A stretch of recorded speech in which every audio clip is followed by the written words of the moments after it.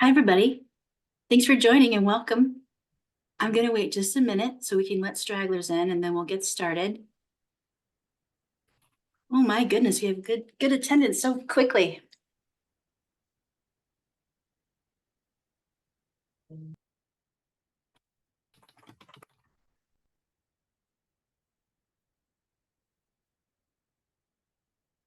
Good afternoon, everyone. Thank you for being here, Mayor Lund. I really appreciate it. Absolutely.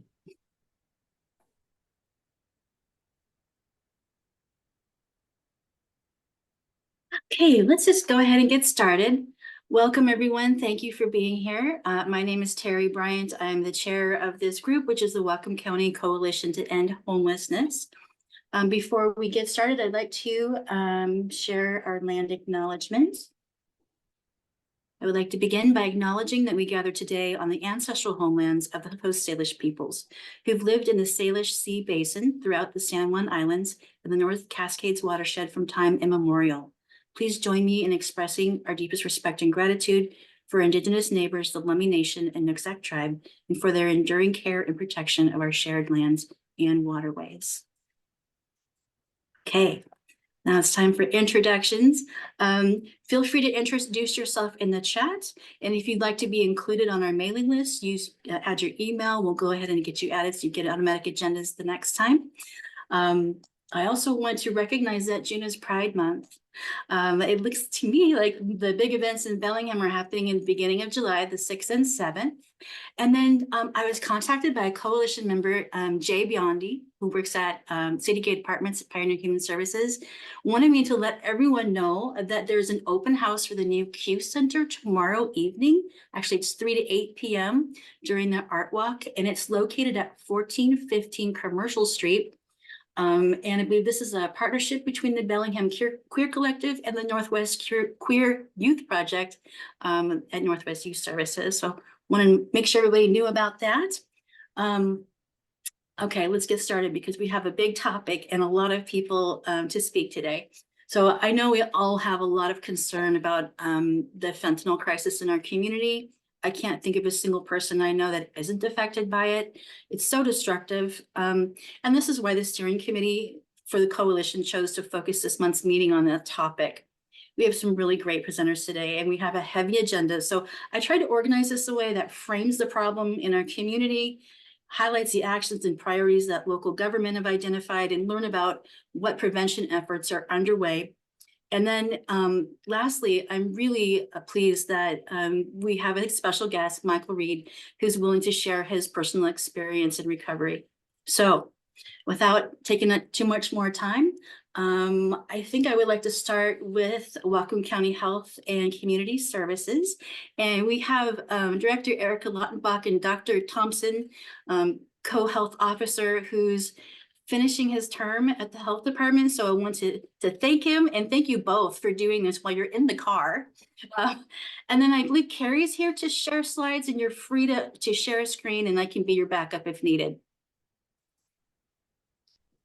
Yeah, thank you for that introduction, and thank everyone who is here for participating in this incredibly important work. We're going to try doing this a little bit remotely, as Terry said, that Erika and I are driving today back from a conference in Spokane. And so I probably should turn off my camera so I'm not squinting at the screen funny while I'm presenting here, but please look at the slides, don't look at me. So I'm going to start by giving a little bit of the background and some recent trends that we're seeing around Whatcom County, and then I'll hand off to Director Lautenbach to talk about, oh yes, that's my gratitude. Thank you all. To talk about some things around the executive order and the ops plan that the Health and Community Services is working on. So next slide, please. I'm going to start with just a little bit of brief background about the science of what opioids are and how we got where we are. Next slide, please. So very briefly, opiates are drugs that are derived from the opium poppy, such as opium, morphine, and heroin, which are more purified forms of the substances from the opium poppy. We've been using these medicinally for a good 5,000 years now. And more recently, we have developed drugs called opioids, and these are chemically related to the opiates. They act in similar ways, but they don't come from the opium poppy. And you can see some of the important ones are things like oxycodone, which is the active drug in OxyContin, which kind of led to the precursors of our current opioid epidemic. Methadone, which is a drug that we use for treating opioid use disorder, and fentanyl, which is kind of at the center of our current overdose crisis. It's important to note there are also naturally occurring opioids, such as the endorphins in our body, which serve a similar function. Next slide, please. So in terms of how these work, in your body, on your cells, especially in your brain and spinal cord, there are these little molecules on the surface of the cells, which are represented by these little blue cups here. They're called receptors, and when a chemical binds with them, it induces some sort of a response in your body. And so you can see those little red balls represent the opioids, and when those bind to these receptors, it can do these great medicinal things like relieving pain, decreasing cough, and reducing diarrhea, which are some of the things that opioids are used for. They also have a host of side effects, such as the euphoria or intense pleasure that people experience when they have these drugs, which is why someone might take them to get high. And they also cause sedation. And ultimately, if you take enough of them, they will cause respiratory depression, which means that your breathing slows down, and that can slow down to the point that you stop breathing entirely, which is why people typically die of overdoses. Next slide, please. Our knowledge of this science has also helped us to develop drugs to counteract the opioids. So naloxone or Narcan, which most of you have probably heard of, as well as a drug called Cloxato, which is actually another brand name for nasal naloxone. When those are administered, they are, and those are represented by the little green glob in that cartoon. They will bind to those receptors, but bind to them in a way that they don't actually stimulate the receptors. They just block the opioids from acting. And I see the question in the chat. My last name is Thompson, Thompson. Next slide, please. So when you use these opioids for a long term, there are a few phenomena that occur. The first one is tolerance. So as you use them for a longer period of time, you need more of the same drug to get the same effect. Along with that, your body also develops a dependence on these drugs. So in order to function normally, the body needs these drugs to be present to feel well. And that's why people experience what we call withdrawal. So when that drug is normally in your system at a certain level, when less drug is available, when you stop taking it or you don't have it available in the same dose, you experience irritability, pain, tremors, diarrhea, and severe cravings. People going through withdrawal feel extremely sick, and need to get more of the medication to prevent that feeling of being very, very ill. And that leads to increased risk of overdose as people are trying to prevent this incredibly uncomfortable, painful, and this intense suffering that's caused through withdrawal. Next slide, please. So that's kind of how the opioids work. And then in terms of how we got here, you know, this is not the first opioid overdose crisis we have had in the US or the world. There have been multiple of these periods throughout history. And when I go back and look at this information, I see there are certain attributes in terms of what's happening in society that leads to these overdose crises. So they tend to be when new forms of drugs become available, when we have new technologies for administering these drugs, going from taking them orally to smoking them in the 1500s to injecting in the 1800s, and the way that the drugs are distributed. So in the 1500s, mercantilism developed, colonization, and these drugs were spread throughout the world. In the 1800s, we developed, well, actually, I'll talk about the 1800s and the 1900s in a moment here. Oh. But, and the other thing is social disruption. So following times of war, following times of colonization and financial exploitation, and then following major economic shifts like the collapse of the US manufacturing base and increasing cost of housing and economic turmoil are times that we see these overdose crises occur. Next slide. So very quickly, our last major overdose crisis, or the second most severe one, I should say, in the US occurred in the late 1800s. This was following the Civil War. So this is a time period where the country was disrupted by war. New technologies were available in the forms of hypodermic needles, which had not existed prior to the 1800s, and new medications became available, morphine in the early 1800s and later heroin developed in the late 1800s. And the distribution of these changed. They were widely available from prescribing from physicians, and you could also order heroin through the Sears Roebuck catalog and other mail orders. So it was very easy to access these medications. They became available to people. And because of that psychic and physical trauma that people had suffered during the war, as well as the ready availability of these drugs, that led to the second largest overdose death crisis we've ever seen in the US. Next slide, please. So moving on to what we're facing today. Next slide. The current opioid overdose crisis really falls into three waves. The first one began with increase of prescribing of drugs such as OxyContin in the late 1990s. And this slide shows you that black line on the top is all opioid overdose deaths, and the green line that's climbing below it is the prescription opioid deaths. So you can see those are the major driver of deaths at that time. These drugs had been aggressively marketed as being safer and less addictive, and we see that that was not true, and this is the outcome. Next slide. Around 2009, we really began curtailing the prescribing of these drugs. We developed ways to make sure that people couldn't get a hold of them when it wasn't 100% medically necessary. And as these drugs became less available, you can see the deaths from the prescription opioids flattened out or began decreasing. But that blue line underneath started climbing, and that is overdose deaths due to heroin. So when people who had become dependent on prescription medicines no longer had them available, they would turn to drugs from the street, and heroin overdose deaths began to increase. And that period was from around 2010 to about 2013, 2014, where heroin was the major factor in overdose deaths. Next slide, please. And then now we go into our most modern phase, or wave 3 of this crisis, which was driven by fentanyl or synthetic opioids. And so you can see around 2013 in the US, the deaths really started ticking up from fentanyl. Around 2015, it exceeded the deaths from either prescription drugs or from heroin. And now the vast majority of overdose deaths are caused by fentanyl. Next slide, please. Before I go on to this, I just want to say the reasons for this, again, those same things that we talked about before. The distribution of fentanyl really became kind of a cartel corporate sort of distribution system where these drugs would be imported to the US, sold very, very cheaply, to the point where people are able to buy fentanyl pills on the street now for less than $2 a pill. They're very, very readily available. And we have different kinds of social chaos happening across the US that really kind of created fertile ground for an overdose crisis to occur. You know, on the West Coast, I would say a big source of this problem is the housing crisis and homelessness, which is one of the big drivers here.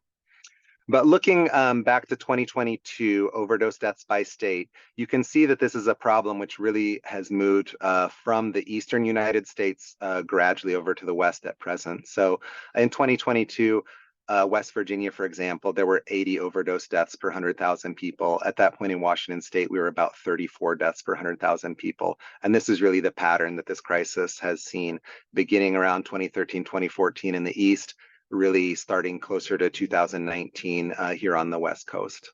Next slide, please. The bad news is those of us in the Northwest, we're experiencing the fastest increase in overdose deaths right now. So even though the rates are highest in some of these other places, kind of in the industrial Midwest and the so-called Rust Belt, Washington and Oregon are seeing the fastest increase in overdose deaths currently. Next slide. Also important to point out racial and ethnic disparities. Every overdose crisis we see in the US seems to be a little bit different in terms of who is most impacted. But right now we see across the US, and especially in Washington State and Whatcom County, a very disproportionate impact on American Indian and Alaska Native communities in particular. I'll let people take more time to look at this later, but I'll try and get through the data for now. But this is an important thing to think about as we think about how we respond and direct resources. Next slide, please. Moving on to trends in Whatcom County specifically. This graph shows a comparison of overdose death rates in Washington State in gray compared to Whatcom County in blue.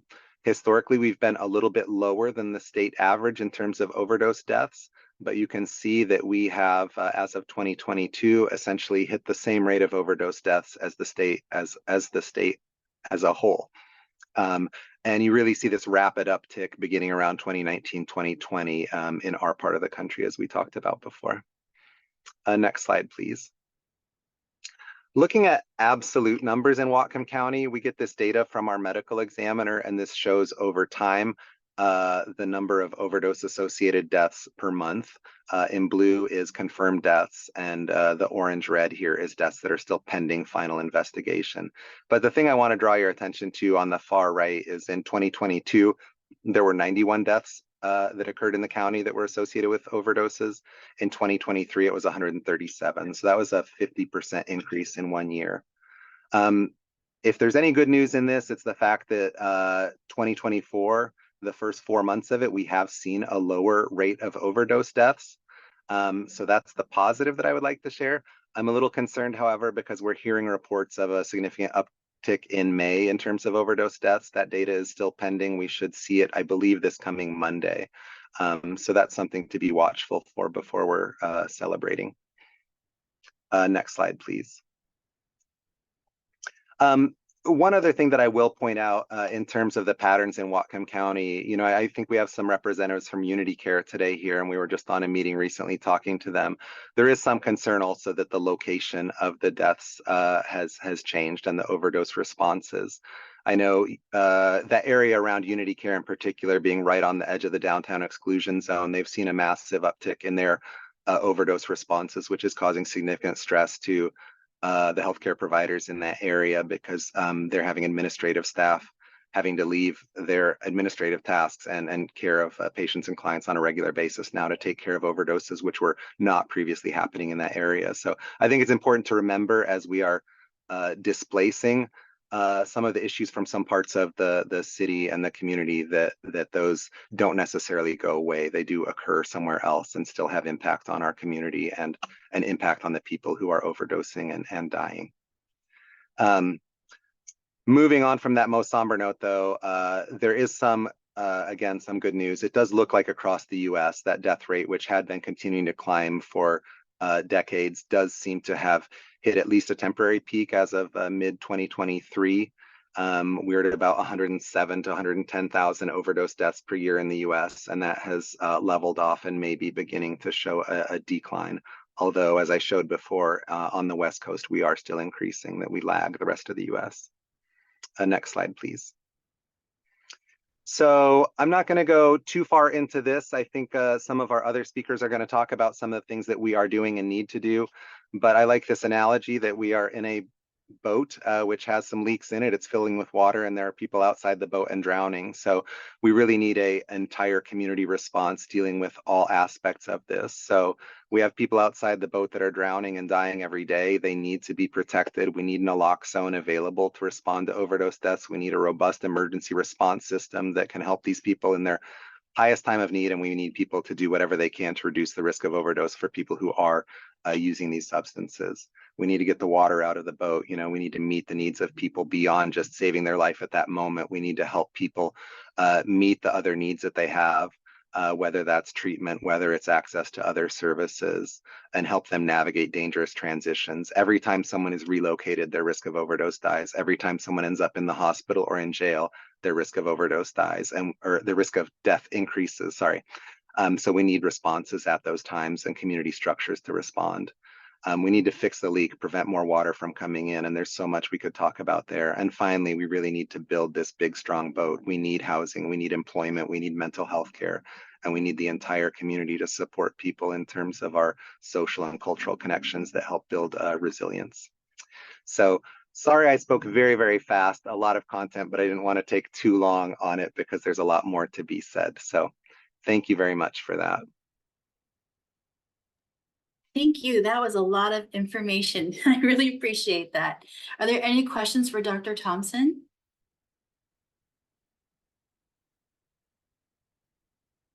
Okay, I'm going to keep it going. Director Lautenbach, are you okay with speaking to a little bit of, help us explain what Executive Sidhu's executive order regarding the opiate crisis is intended to accomplish? And yeah. Sure. Yes. Thanks, Sarah. Little technical difficulty. Thank you. And really glad to see a lot of friends and colleagues and people really committed to this work on this call. So it's nice to be among trusted colleagues as we talk about this.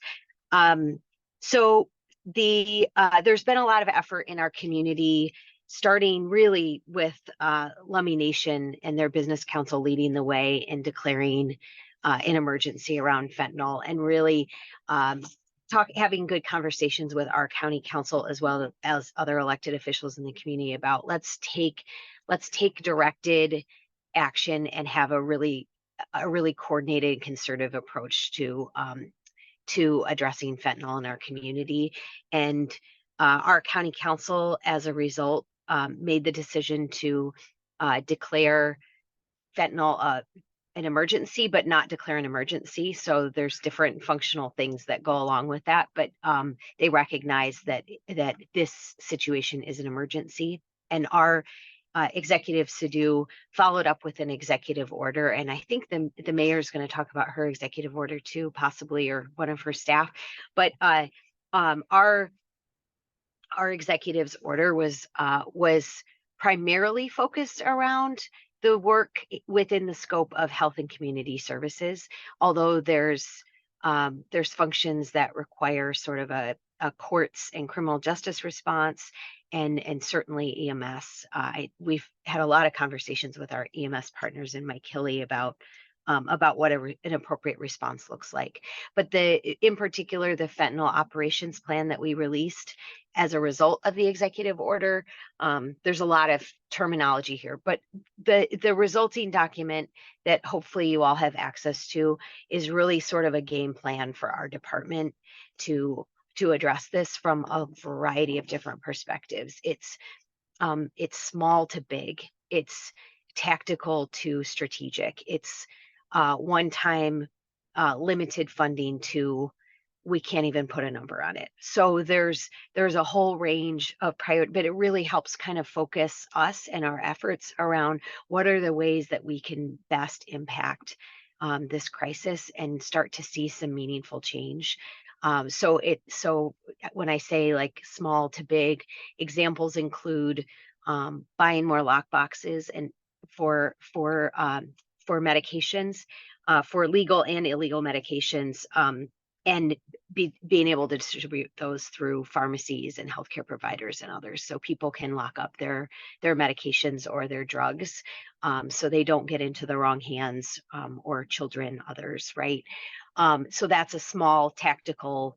We budgeted about $40,000 to do that, and we can get that done soon.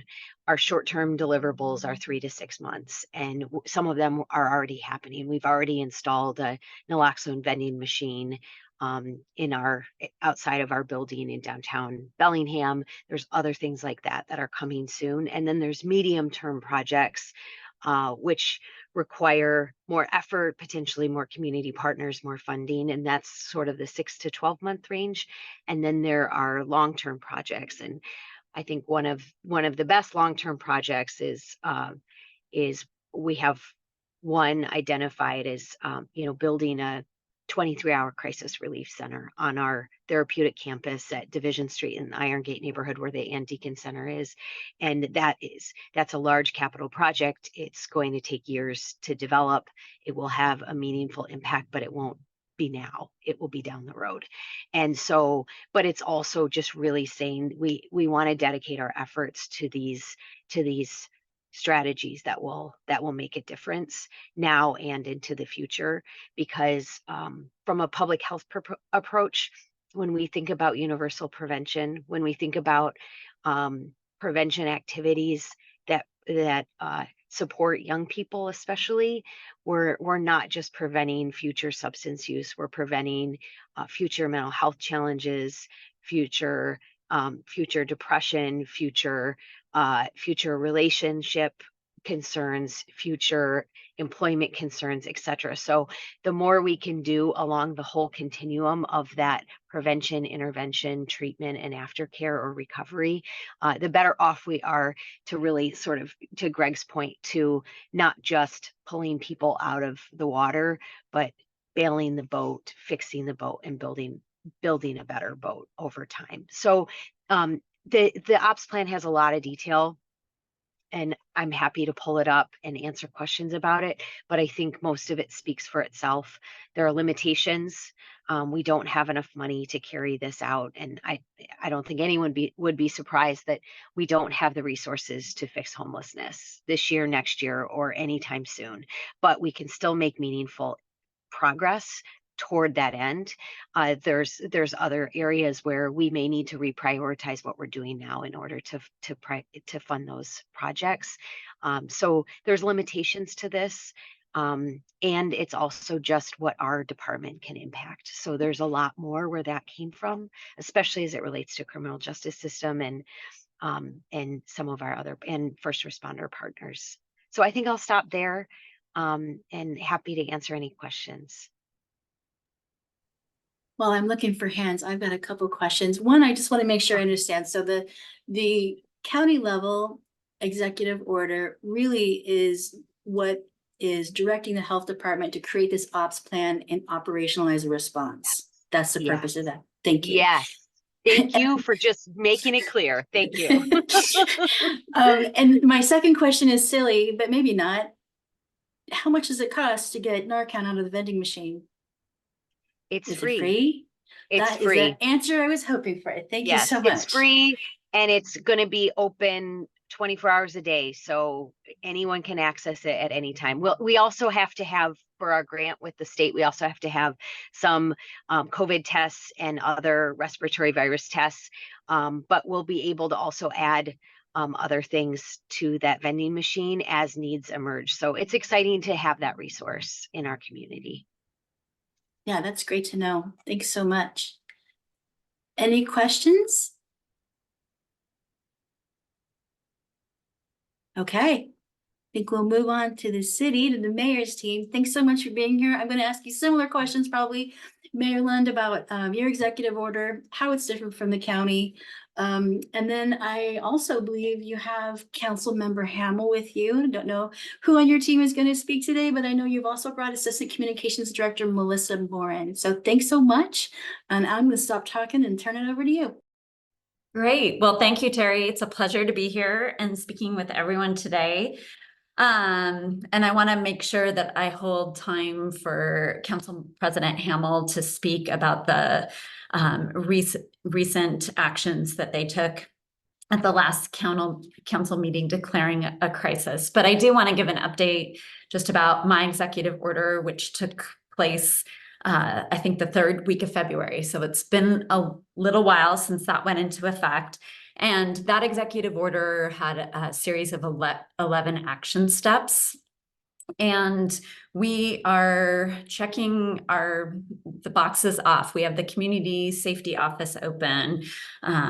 We have to provide a quicker and more focused response to overdose calls in the downtown area. We are continuing to work with partners to expand access to methadone and other opioid treatments in our high overdose areas in coordination with other agencies.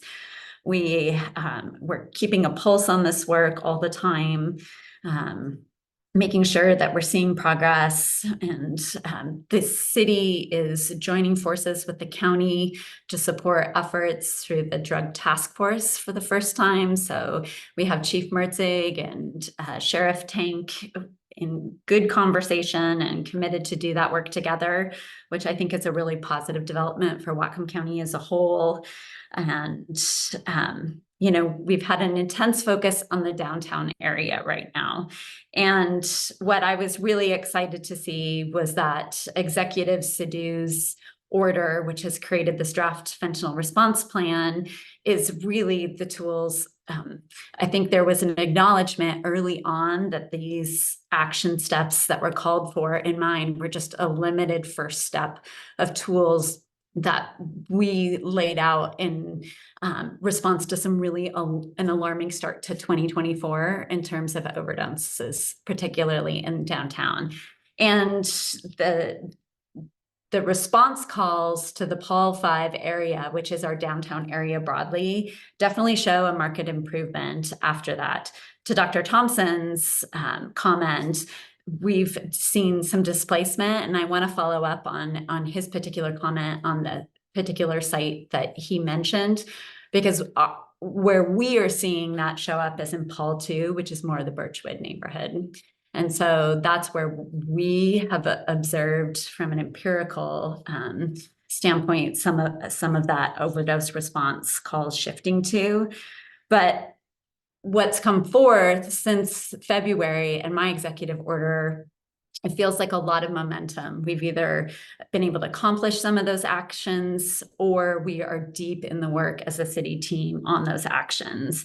And we're continuing to enhance ways and seeking partnerships and engagement across the board. And an example of that wasn't in that executive order, but has subsequently taken effect, is that the city council gave approval for a budget modification for us to hire a strategic initiatives manager with a dedicated focus on health and human services, which is a strategic capacity void that we have had at the city up until this point. So that job description is off at HR right now, and I'm hoping in the next few weeks we're going to go out for with and posting on that, because having that dedicated person that can be that liaison with the county health team, to be engaged with the Opportunity Council, with all the partners in this work, and in particularly as we start to receive in July monies from the jail and behavioral health tax,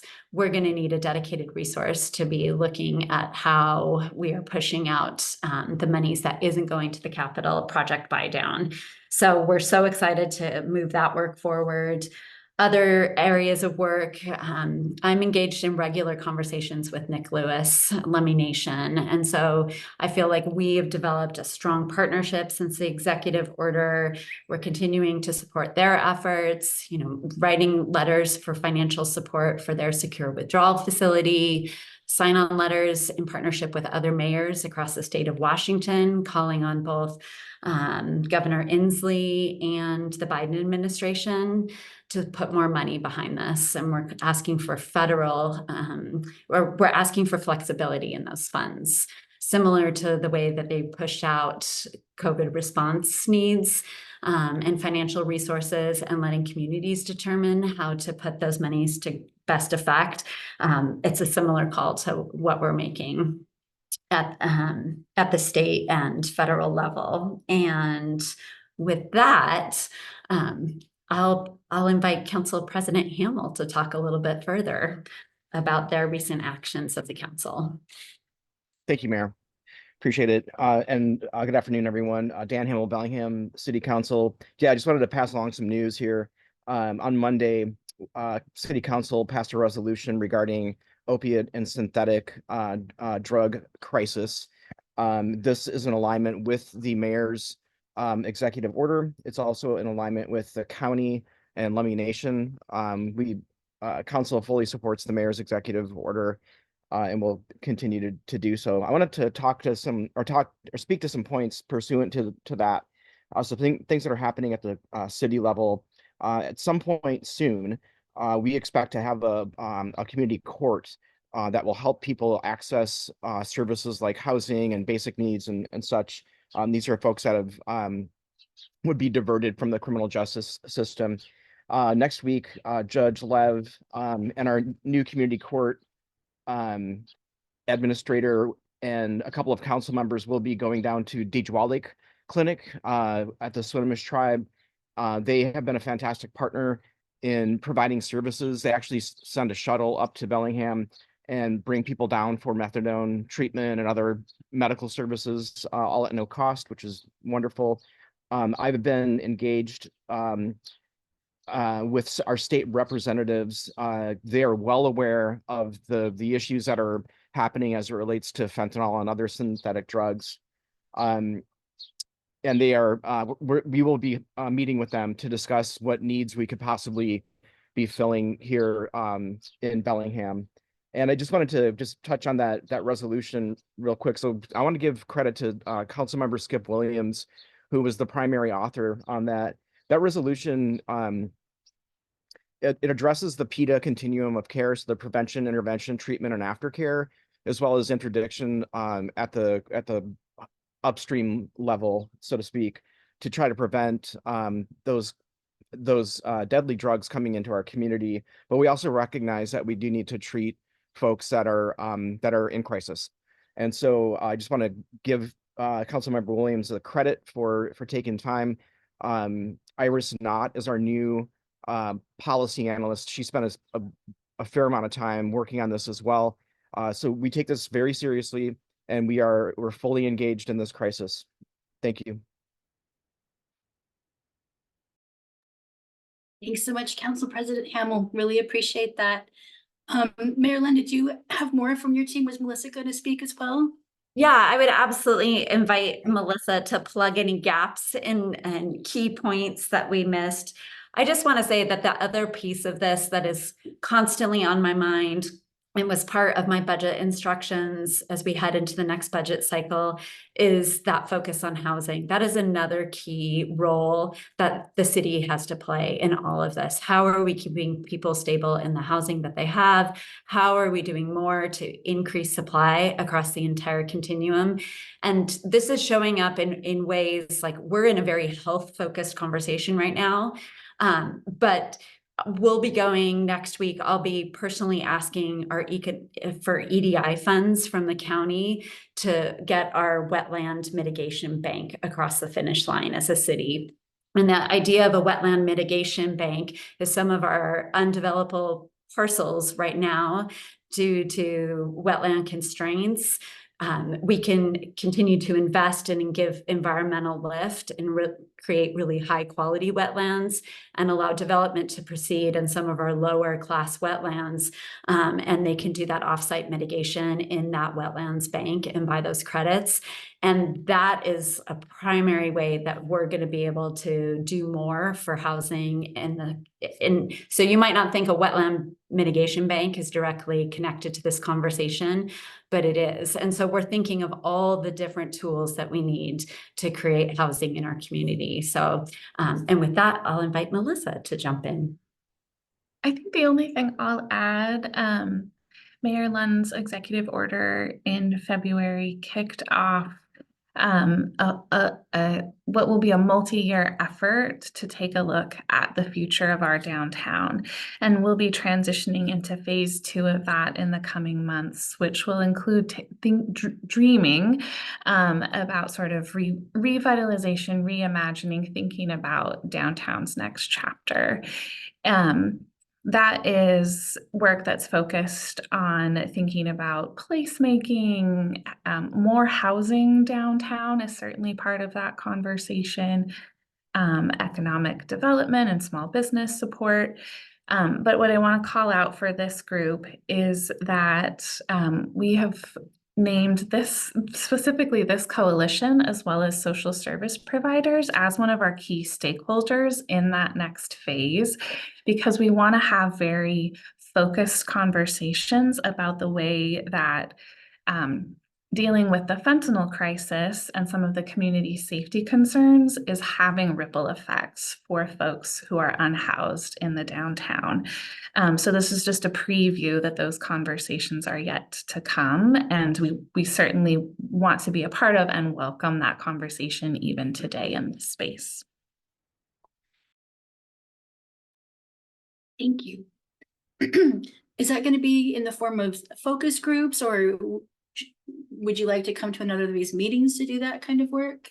We are building that plan now. So if there's an invitation to come back to this space and certainly host a conversation here, we would love to do that, and we'll write that into the plan. Absolutely. Focus groups is certainly on the table. It might even be some one-on-one conversations with folks who know this space really well.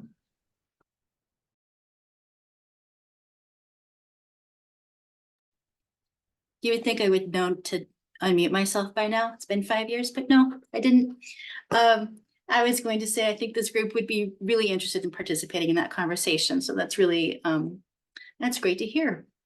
Are there any questions? Oh, Ashley has a question.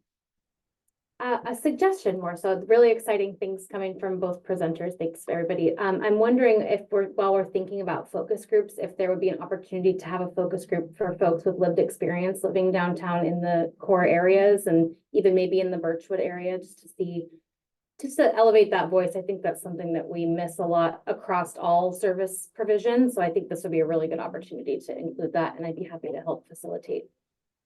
Perfect, because that was going to be my ask. If who could help facilitate a conversation like that and help make those connections. So that's an awesome suggestion. We'll add that in as well.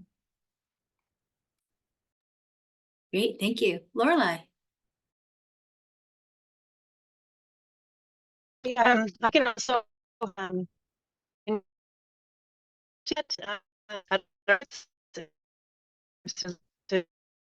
I think you've got a bad connection, Lorelai. I'm so sorry. Just not able to hear you.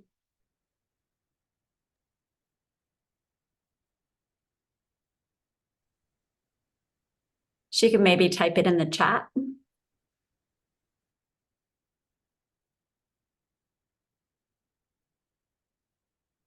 Well, we can come back to Lorelai or go into the chat. I'll read her comments if she types in the chat. Let's see. Heather suggests that she turn off camera to see if that helps. Any other questions?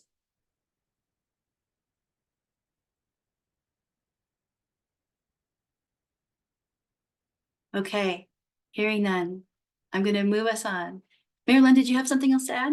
No, I just wanted to say that the city, though, both from our overdose, our kind of boots on the ground, qualitative feedback for our first responders, and the actual numbers that went into 911 for overdose response calls, May was not a good month for our community. We definitely had some significant impact. So we are also seeing what Dr. Thompson mentioned. Thanks for acknowledging that. I've seen that on social media and I thought, oh boy, this is not going to be good. Oh, Vaughn, go ahead. I just wanted to add a little bit that one of the schools I work at is in Birchwood, and there have been a few students who have asked to be walked home.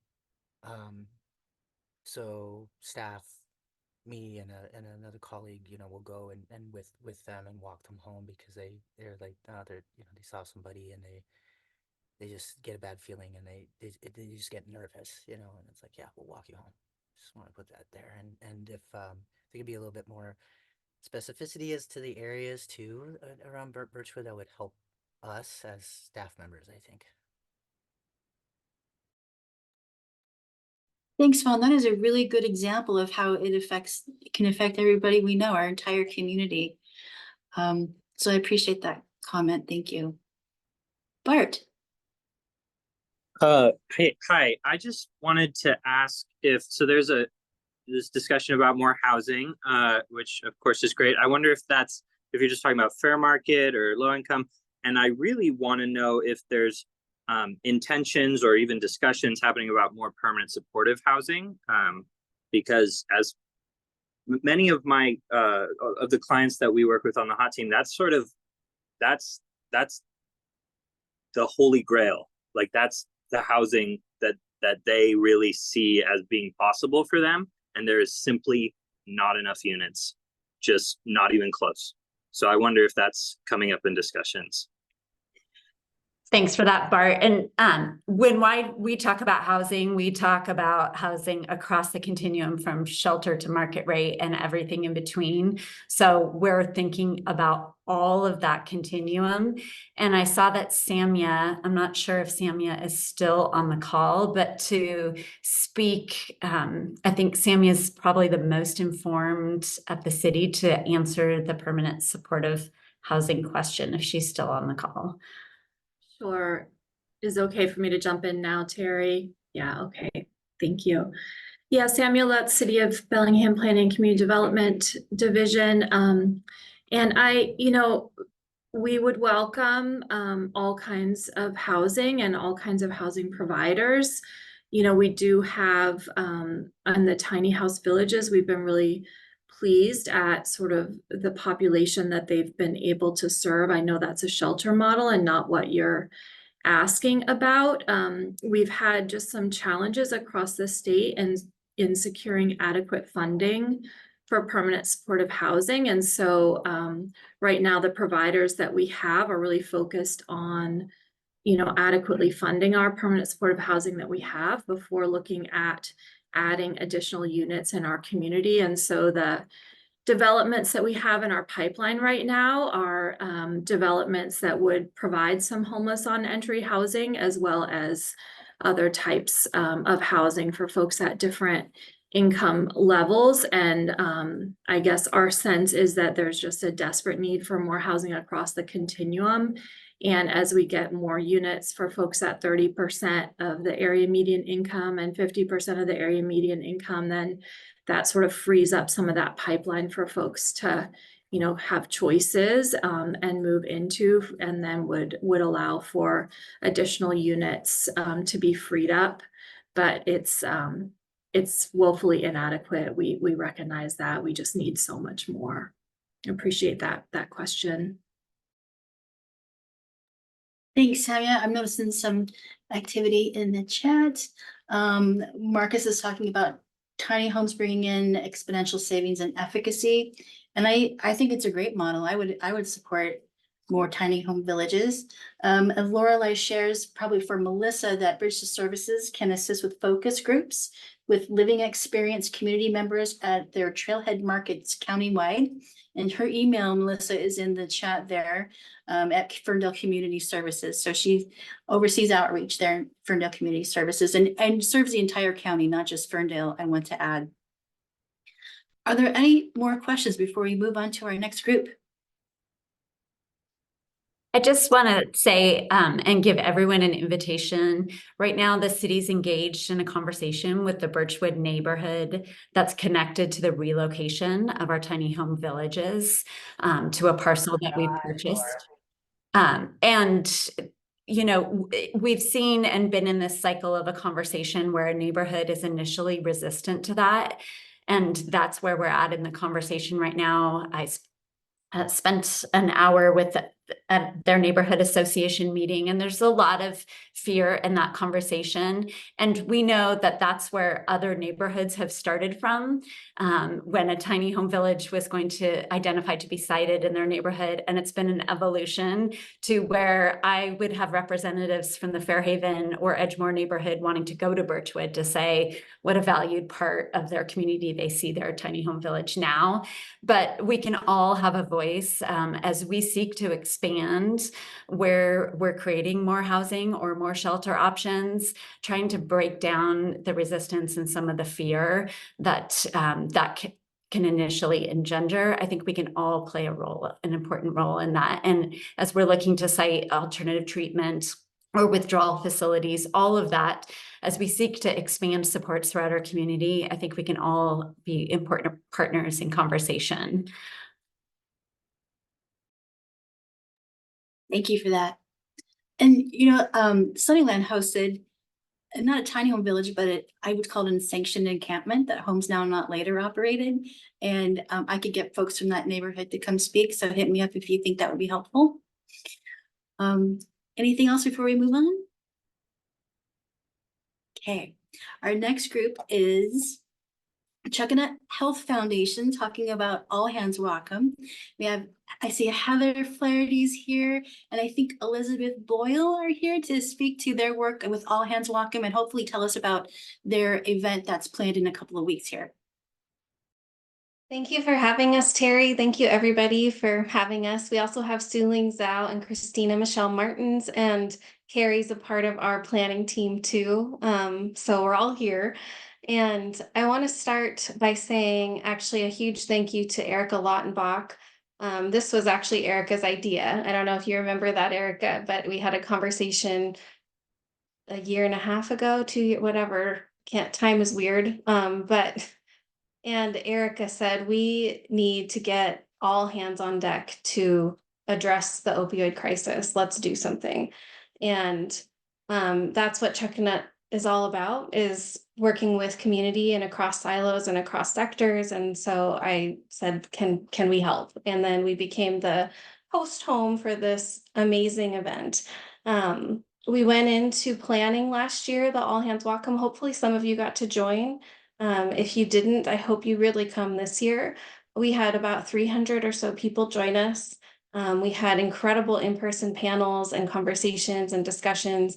And we went into the planning with, I think, two philosophies. One is, we believe that the opposite of addiction is not just sobriety, it's community.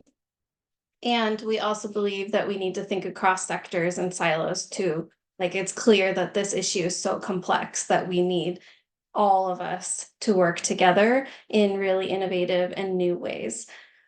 So at that summit, I'm going to share a little bit about what happened last year. I want to take a minute to share some of the learnings since last year that have led to the focus this year. I'd love then, Elizabeth, if you have a voice back, to go through the agenda for this year. And then Sue and Christina, if you have anything you want to add about what's coming and what people will get out of this year. And but I'm going to start by saying that last year, we asked everybody there to please share your dreams, your ideas. What do you need us to build in this community to actually address the opioid and fentanyl crisis? And if I could share my screen for a minute, I'm going to walk you through a little bit of a journey here. So we have this, we kind of measure success. One of our metrics of success, I should say, in the Chuckanut Health Foundation is, are you seeing my calendar and not my... Can you see this Word document? Word doc, Heather. You're good. Okay. Okay, thank you. One of our metrics of success is Post-it notes. How many Post-it notes can we gather of feedback from our community? And at the All Hands Summit, we had over 1,000 Post-it notes from people like you. And we organized them. We just wrote them all down, found themes. So this is just the list of what our community members across sectors. So we had law enforcement, we had tribal representation, we had youth, we had parents, we had people who've been through the system who are in recovery, we'd had service providers and physicians and policymakers. And I just want to scroll through the incredible range of, if we could do all of these things that you all told us we need to do, we could probably really get a lot of things right. We heard about needing more trauma-informed spaces, increased funding for basic needs, a lot of input about housing, a lot of input about perinatal supports, parenting and family supports, community building and connecting, how to just treat people, that we just need basic kindness, prevention, education in general, what we need to educate more people on. And this is a list I'm happy to share, because I would love for us to, when we go to community tables, we don't ever have to say, well, what should we start with? What should we do? When we know what our community is asking us to do.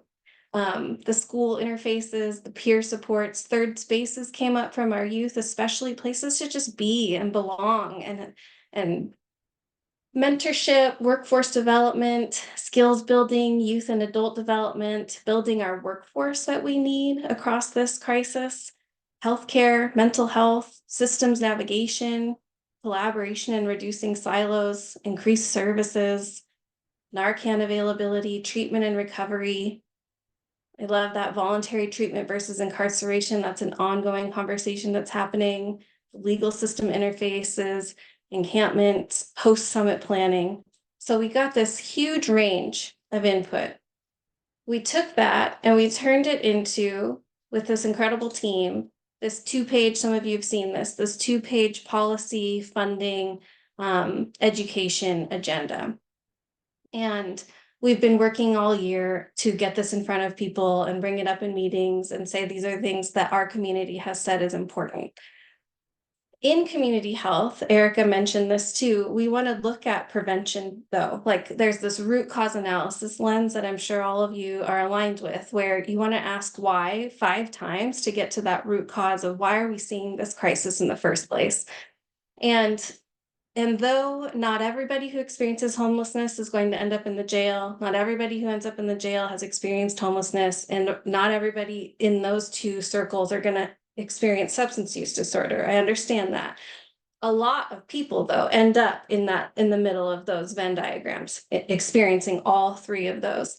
And so I'm relentlessly curious. I asked Prosecutor Eric Ritchie.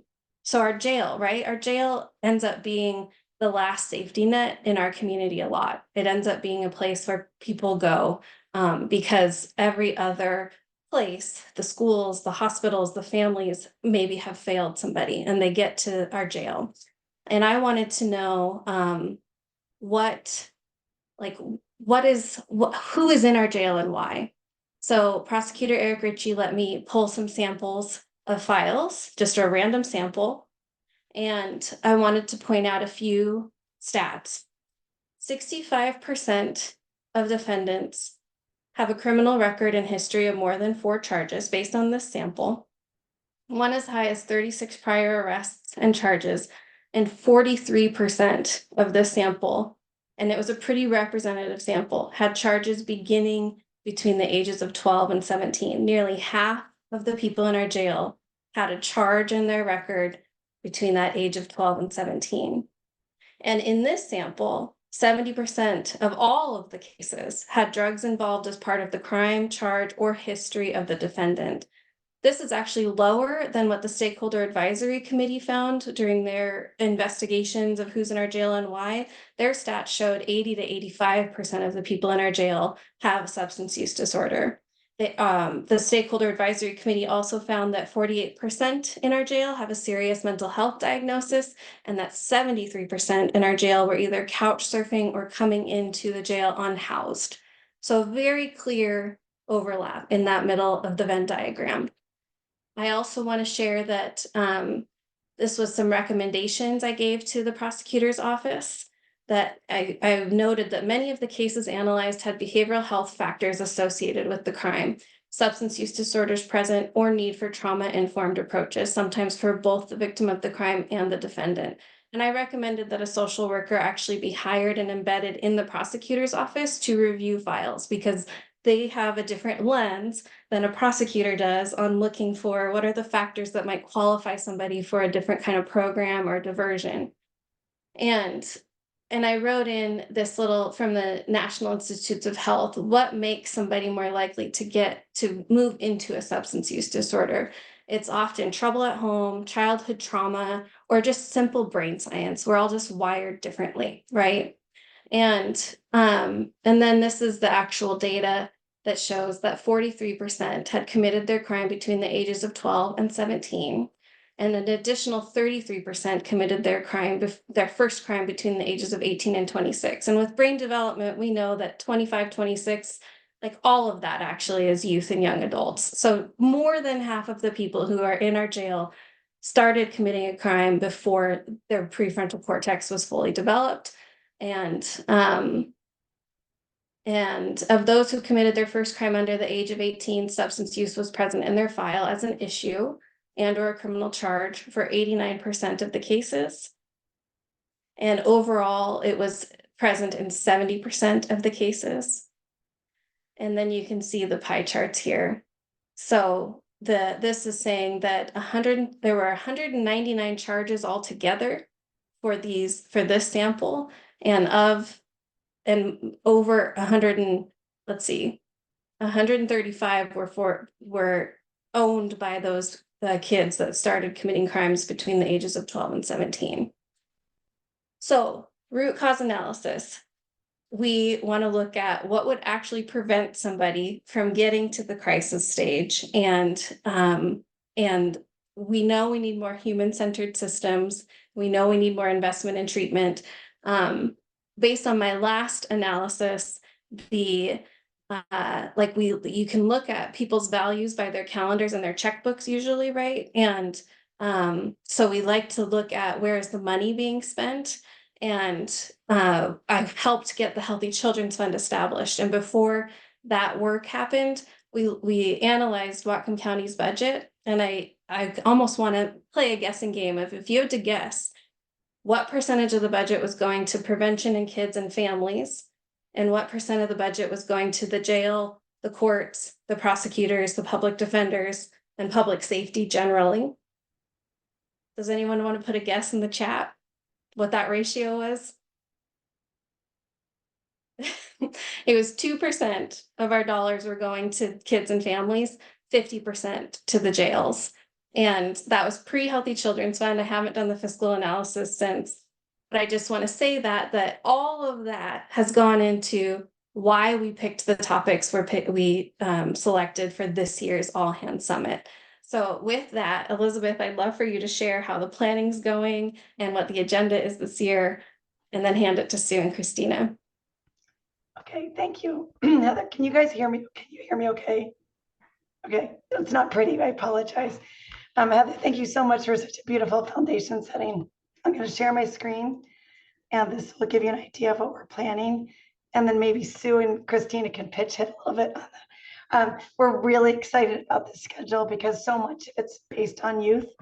And the youth are they're serving as really the foundation of all the panels, not only in their speaking, but also obviously what we need to do for them. I think I'm just going to talk another minute and then pass it on. But we have several panels. The first panel is all teachers, teachers, parents, and coaches. And what are they seeing firsthand with their youth? What hopes, dreams do they have for these youth? What's in their way of youth getting what they need? And then we'll move on to a panel of our youth. And they're amazing. Northwest Youth Services and Eve are really championing the youth voices, getting them ready. And actually, I'm gonna, Sue or Christina, can you take over at this point? 100%.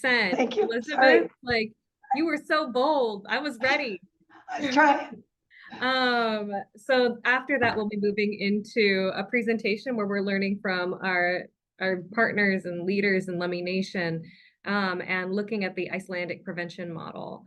We'll also then move into a panel around state policy work and public education. And this is a great opportunity, especially for the youth that are there to participate, to kind of have that intersection of what it is to participate in civic processes and engage this way, and to understand that civic engagement also goes beyond just the ballot box. It is in how we choose to build community together during the All Hands Summit.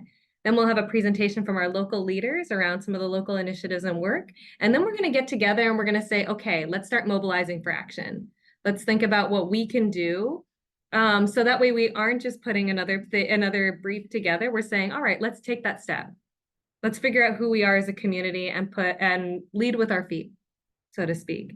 The next day, we'll have another conversation around data and understanding what's happening here in Whatcom County a year later. We'll also be having a presentation from Jason Kilmer, who will be zooming in and talking about what the state level data and our best practices for supporting our young adults. And then we're going to talk about dreaming, because a lot of this is really heavy. And if we don't set our North Star, and if we don't set our North Star with our young people, those young people that really are going to be inheriting this space, right? Like, this is our opportunity to be good ancestors to this next generation when we get to work with them on their visioning. And then the youth are going to give us a presentation on what it means to be a trusted adult, to be that resource, which we know with the domains of prevention when it comes to substance use, when it comes to ACEs and substance use disorder and mental and behavioral health issues, we have like that individual and peer realm, we have like the community, and we have our schools, but there is that like parent adult factor. Like, how do we all become trusted adults to the youth in our community? And then we're going to, again, get back into that mobilizing for action. And this is part of 2 days of learning and work where we're really leaning in, but it is part of a larger suite of work that we've been doing with the All Hands work starting last year, but carrying into this year. That education agenda that Heather shared on that brief, we've been moving that forward piece by piece with some of our amazing partners in this community. with creating an education library and a resource library through all hands. And then there's another super rad event that's coming up at the end of summer that I'm just gonna like plug a little right now. And by plug a little, I'm gonna have Christina plug it a little. Because it's gonna be one of those opportunities for us to kind of grow and learn and understand our reentry system, which Greg so eloquently mentioned that like when someone is exiting our carceral system, they're 40-fold more likely to die from overdose, which is a statistic that I've been sitting with since I heard that for the first time from Greg. And I know that that's probably an area of work that we can lean into as a community. And we have an opportunity to do some of that work. And I'll let Christina take it away. So put a save the date on August 9th. We are working with a team called Up From Slavery that is out of Kitsap County, and they do a re-entry simulation. And Sue, myself, Elizabeth, and actually Prosecutor Richie were lucky enough to attend a version of their simulation down in Bremerton last week. And it is involving justice-involved participants, people who have been on the other side of all of the work that we do. They are working at tables, simulating all the check-ins, all the things you have to buy, the people you have to see, how you get around if you were released from jail on day one. It is an incredible opportunity. It was a phenomenal experience. Elizabeth, I do wish you had your voice because she was an active participant, and I nod if you agree. It was surprising how difficult maybe it was, even though it was a full simulation. I think Christina and Sue especially like that I kept getting like in a lot of trouble. I couldn't make my way through, so it was fun. It's a learning activity and event that this community has never seen before. And I will give a shout out to Maya and Emily for bringing the Up From Slavery team to us and having this great idea. So please stay tuned for more information on that. It's the perfect follow-up to the all hands and just an opportunity to see all of the work that you all do, but from a different perspective. Highly recommend. Back to Heather. Yeah, Heather, anything else? Just a huge gratitude to Whatcom County and the city of Bellingham for being really key and important sponsors of this work and partners in this work. And thank you, Kari, for being such an incredible planning partner. If there's anything you want to add, you're welcome to. Thank you to all of you for the extremely hard and important work you do every day with all the love in your heart. And thank you, Terry, for the invitation for us to come and share more today. Well, I really appreciate everybody who's here today, and especially our presenters, because you did a great job of showing how we're not working in silos in this community. All of this work is woven together from the city to the county to Whatcom Community Foundation and further, right? I'm going to keep moving because we have a special guest next, and I want to make sure he's got time to speak. Pam Kahn, are you here? Are you hosting him? Am here and I am hosting our friend Michael. Nice to meet you, Michael. Thank you for being here. There we go. Hi, thank you. There we go. So I don't know that we gave Michael a format. So do we have an idea of what we want to hear from Michael? You're silenced, Terry. Muted. I did it again. I was just so really excited to have someone willing to come and share their experience, because it seems like a lot of times we're in these rooms discussing these issues without the people who are actively suffering and will experience the effects of our success or failure in trying to address the crisis. So I guess I would just want to hear your perspective. What do you wish we were talking about? What do you wish we knew? Or if you would rather just wing it and talk about your experience, that's okay too. All right, well, I guess I can start with a little bit of my experience and what I've kind of gone through. You know, I started using when I was in my early teens, probably around 14 or so. You know, was doing heroin and, you know, eventually switched to fentanyl when it came out.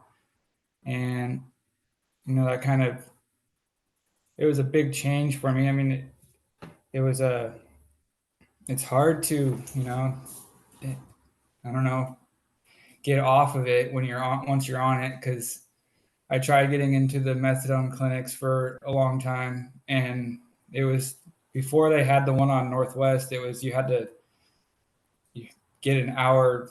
It was an hour away, and if you didn't have a car, like I didn't have a car at the time, your only other option was to bus or whatever, find a ride, and you had to go down every day. So it's just not really, it wasn't really an option. And then once they opened up here, it was just flooded with people, and so the wait list was months out to even get in. And I went for probably a month straight because they were, every morning they would, if two people, or they would have, they had up to 2 slots if someone didn't show up for their appointment in the morning. And I showed up every day for a month before I was actually able to get in there. And it was, methadone was probably a blessing, you know, when I first started it, is what I kind of thought. Because you didn't have to go through any withdrawals coming off of the fentanyl. Because with the Suboxone, the Subutex, and all that, you have to wait 48 hours before you can actually take it, or you can put yourself into precipitated withdrawals, which is probably one of the worst things that you can imagine with withdrawing from it. But so that methadone was great, and Whatcom County Jail does allow you to take it in there. When I ended up getting arrested, they do allow you to take it, but you had to have been on it before you go. But I was on it before I went, so I was able to take it. But when I switched, when I was on my way to prison, they don't offer it in prison, so I had to get off it, and that was probably the worst come down withdrawal ever.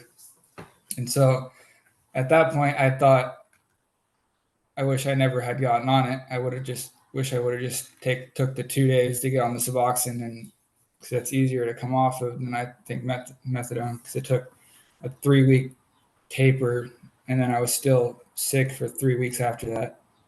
But coming out of prison, I just got out about a month ago, and I'm on the GRE program, which is probably a really amazing program.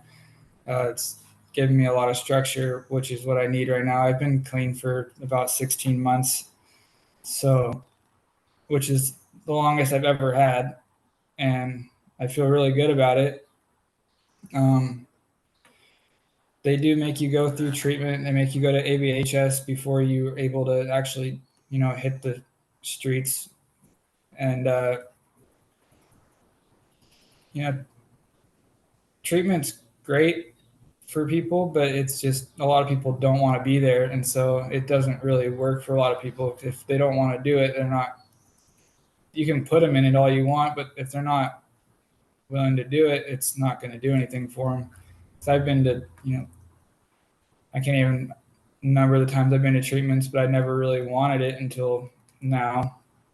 And so, I mean, none of the treatments that I ever went to actually did anything, because it went in one ear out the other. And as soon as I got out, I was right back at it. But when I was there, they mainly switched to GRE people coming out of prison, and not just Whatcom County, but all over Washington, trying to find housing to get out of there, because they require you to have a stable housing. And a lot of them had to stay way longer than they were expected to. Like, you had a minimum of 60 days while you're there, and a lot of them had to stay a lot longer just to be able to find housing. And I mean, I'm lucky that I have my parents here, and I was able just to get out right at the 60-day mark and come stay with them until I can get back on my feet. And I think that when Sublocade first came out, which is that Suboxone shot, I don't know if much a lot of you guys know much about it, but that was probably a really good thing that not a lot of people know about, I don't think. And it makes it so when, you know, because when you're taking Suboxone, you have to take it every day, twice a day or whatever. And if you're not feeling like it that day, you don't take it, and then you're right back out to using. But with the Sublocade shot, you don't have that option. Like, you take it once a month and you don't get that feeling like you don't want to take it one day because it doesn't, it's already in you. And so anyways, I think that's probably a big thing for people, is to get on like one of those shots when they're first getting, clean or wanting to get clean, because that gives you that full month of not being able to go back out and, mess up and end up getting back on the streets. But it's kind of, I don't know. Not very good at public speaking. I think you're doing great. You're doing better than I do, that's for sure. But I just so appreciate you sharing. And I'm wondering if you could talk a little bit about ABHS, where it is, how you get there, how easy is it to get home? Yeah, ABHS. So they have two main facilities. I know there's another one in like Port Angeles. I don't know. I've never been to it, but I've heard it's pretty small. But the one I went to was in Chehalis. I mean, there's one in Spokane too. I've been to that one, but the one I was recently, I was in Chehalis. It's mostly DOC people going to this treatment center. So people coming out of prison and trying to, get, I don't know, it's kind of an early release program from prison. I mean, there are some people that are coming off the streets into there, but it's like 90% GRE, which is the program on right now, which is graduated early release or graduated reentry or whatever, something like that. And I mean, for me, it was pretty easy to get home. It's a lot of handwriting in there about your whole life. And there's 4 phases you have to complete before you can get your certificate of completion. And I mean, it gets a bad rep, the treatment center, for, I mean, a lot of people, because when I was there was a lot of people, maybe not a lot, but there's a handful of people that weren't actually addicts, but just to be on the program, they had to go through it. So, but for me, I like the program because it really makes you think about where you were at and where you want to go, and what made you start using and what made you keep using. So, I mean, it's a good program. It's just a long program, which is probably good for people though. Yeah. Thank you for that. I appreciate it. So ABHS is like, it's inpatient treatment, but is it co-occurring, which means Yes. mental health treatment and substance use disorder treatment together? Yeah. And there's nothing in Whatcom County like this, except potentially Baker Creek, or do I have the right idea there? I'm not sure about any treatment centers for men, at least in Whatcom County. Never really heard of any. I mean, when I was first trying to get into treatment centers, I don't think there even was any. I know there's a youth one and a girls one, but I'm not really familiar with if there's a men's one. Baker Creek, is our co-occurring that's been open a couple years now, I think. It's a pretty small facility, but we also have Lifeline Connections. It has that. It's a lower level. It's after like IOP. It's more than IOP because you live there. Oh. It's a 3.5 level treatment center. I'm not real good on all the technology of that, but so it's for men only, and Lifeline Connections runs it. So, and that's fairly new in our community, but that's they live there and they get support and classes and all that. But yeah, so not quite as intense as ABHS, right? So it's a little bit of a step down from that. Right, more intensive than your intensive outpatient chemical dependency that most folks go to after inpatient treatment. So especially if they're homeless, this is a great program. We're lucky to have it, and there aren't very many in Washington State. So Thank you both so much for being here and talking. Michael, thank you for sharing your experience. It's really meaningful. I don't know if you're looking at the chat, but you are developing quite a fan club. Everybody is really, really happy and really grateful for what you shared. So thanks so much for being here. I really appreciate it. Did you have any last remarks before we transition to our updates section of the meeting? Okay, that's fine. Thank you, Yeah. Kari. Thank you very much. Thanks to everybody. I'm just really pleased with how this went today. Okay, switching into updates. Samuel, would you mind doing the city update? Happy to. Sorry, I just have screwed up my screen here, so I can't see everyone, but I'll do my best here. Appreciate all the speakers today. Wow, what a meeting. And yes, city updates. We have a Community Development Advisory Board meeting being held next Thursday evening, which anyone is welcome to attend. I'm going to be away between now and then, but I'm going to put Taylor Webb's email in the chat, who is the person to email if you're interested in attending the CDAB meeting. You're welcome to reach out to her. We just discuss sort of our regular community development things monthly, and at this particular meeting we'll also be having a public hearing on a funding plan that we have from special funding from the Federal Department of Housing and Urban Development that we're using for prevention diversion funding in the community. In addition, our comprehensive plan, the Bellingham plan, is being updated now. It's kind of a big deal in our community. It's a really big update, and there's an upcoming event at Whatcom High School on July 17th, which is really the last session in a series of a whole mess of sessions that they've had to kind of invite community input into this planning process. And I'm going to stick that link also into the chat if anyone is interested in going and providing your input at this stage of the Bellingham plan.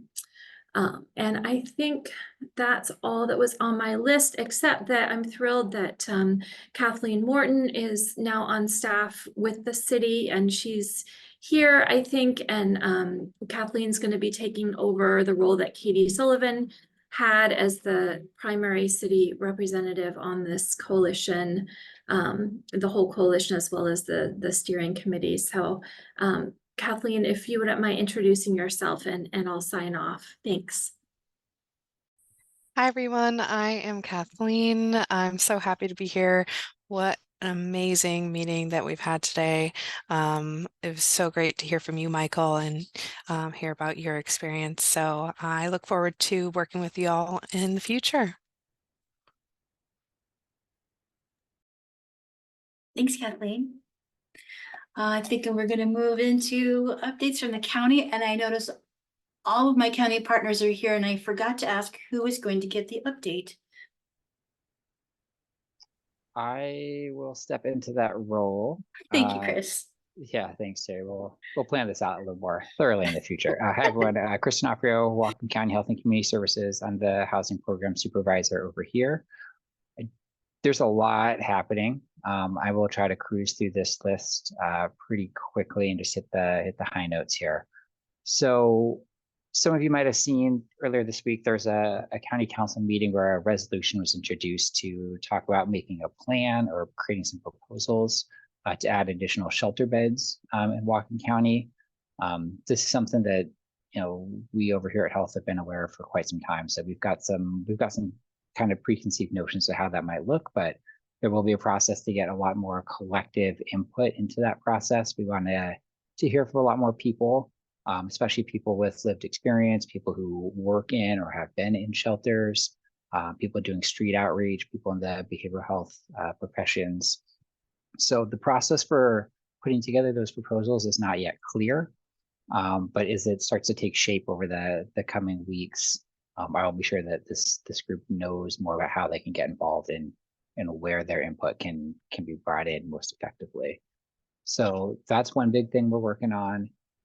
We also have our own planning process. I know everyone's talking about making plans, and sometimes it feels like all we do is plan. But there's lots of stuff happening simultaneously. We have a new 5-year plan that we've been tasked with by the Washington State Department of Commerce. This is a requirement for some of the funding they give us. It's actually a pretty good deal for us. But that plan will get underway here this summer. We're waiting on the final guidance from Commerce as far as what exactly needs to be a component of that plan. And then we're going to work together with this coalition. This coalition had a pretty big role 5 years ago to help with the current plan that is now reaching the end of its life. So expect me to come back, if not in 2 months, then in 4 months, with some invitations and maybe even some asks for folks to participate in that process. Also, it was great to hear that the city's doing some similar things. And other folks, Chuckanut Health Foundation, also having some similar plans in place. I think there's probably a lot of opportunity for these things to complement each other, and maybe even share some of these same focus groups if it's appropriate to do that. We are also looking at a new RFP, a request for proposals, that we hope to have published at the end of June to be open for the month of July. This would be for partner agencies who are interested in providing services on behalf of the county with county funds to explore different strategies and interventions that we have already in place, and some novel ones that maybe we haven't thought of yet, but other folks with different ideas might be able to articulate and explain how they play a role in our kind of more broad housing system. So for partner agencies that are used to contracting with the health department, be aware that there's going to be another opportunity, in some cases a pretty important opportunity. We'll get more into details with partners that we contract with already about what we're looking for and who should be applying for what there. But folks that don't normally work with the county directly as a funding partner, we're always eager for more partners. We know capacity has been a challenge. So if that might apply to you, go ahead and reach out to me, and I'd be happy to talk about it as we kind of design what that RFP is going to look like. We also have new staff coming on to help with some of this work. She's not here yet, but starting next week, we'll have another program specialist here working in the housing program. So I'm really grateful for that. It's been a very, very busy month, very busy year, and it'll be great to have the ability to kind of do this work in a little bit more proactive way rather than what's felt a little bit responsive, honestly. Another highlight is that there's a new outreach project that we're putting support behind. This isn't official because the county council has not yet authorized the contract, but I'm pretty confident that we'll get it out there. This will go with Ferndale Community Services to do some rural outreach work, mostly in the northwest corner of the county, but not exclusively there. We're looking at other kind of rural and unincorporated parts of the county, although I believe that mostly we're going to see that work happening out in Ferndale, Custer, Birch Bay, Blaine, that sort of area. Lastly, the Healthy Children's Fund. I know this is something that's been mentioned. This is something that we talk about periodically. I know there's a lot of attention on this. It has unfortunately been on the back burner a little bit as far as the housing stability measures go, but this is something that we're still working on, and it's creeping forward. I'm chipping away at these contracts to get those funds out to serve vulnerable families with kids, primarily aged 5 and below, both at risk of homelessness and some of those kind of quasi, depends on how you define homelessness, families that most of us might refer to as like couch surfing, doubled up families. So looking at ways to extend services beyond our traditional housing system to also include this vulnerable population that doesn't traditionally get a lot of services through the housing system. I will leave it at that. Thank you all for your time. Thanks, Chris. Appreciate that. For the Whatcom Homeless Service Center update, I can be super fast. We continue to provide showers in partnership with the city at their shower trailer behind City Hall. That's on Fridays, Saturdays, Sundays, and we have we have offered more than 2,000 showers at this point. It's a lot of showers. And I bet it's going to be even more this summer as the weather gets warmer. I have a little bit of a staffing change to report as well. We are gearing up to staff the medical respite at the Way Station project at 1500 North State. That's in partnership with Peace Health, Unity Care, and Whatcom County. And we're going to be busy. So the person that most folks know as the hot supervisor, the lead for our homeless outreach team, she's going to be focusing on that. And so we've got a new hot supervisor, and this is very new. In fact, some of my staff are hearing it for the first time right now. And we've promoted Dane Daniels to that position. So really excited about that. And then Shree Johnson will be stepping in his position as outreach lead. So some little bit of staffing changes. And that's really all I had. We're exactly at time, and I know we still need to do public comment, and I'm happy to stay and listen to it if anyone would like to speak, but that's all I had to say. And thanks everyone for being here and for your patience. I know this was a long meeting with a lot of information, but I feel it was very important, and I'm so appreciative of everybody attending and speaking. Thank you. Does anyone want to make a comment? Sure, I posted a question. I missed hearing any updates. This is Heather Kay, citizen advocate, on the plans for this summer's sheltering in the community when we have smoky and toxic air quality.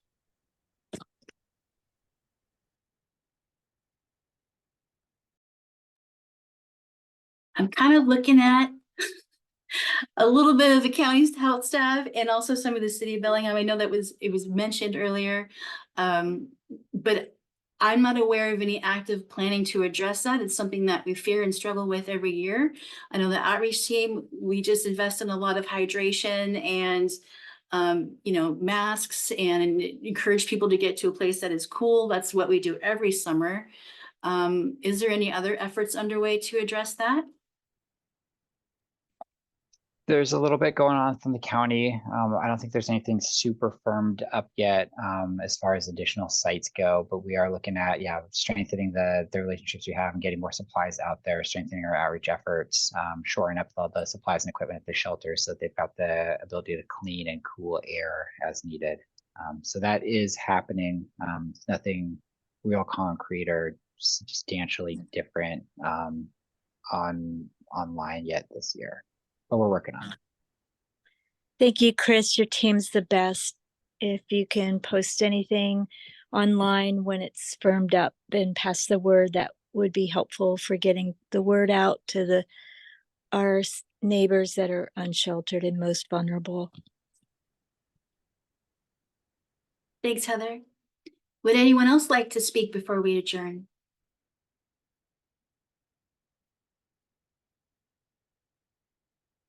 Okay, I think that's our meeting. Thanks so much, everybody. Have a great evening. Thanks to all the panelists. Awesome job.